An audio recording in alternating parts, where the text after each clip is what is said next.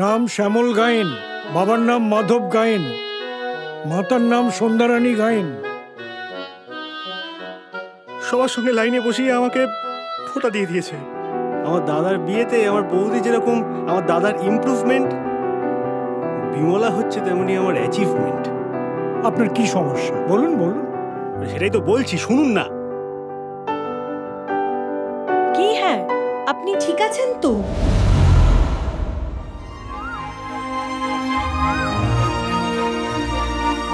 এই আপনি কোথায় আছেন? আমি এই খালে খালে।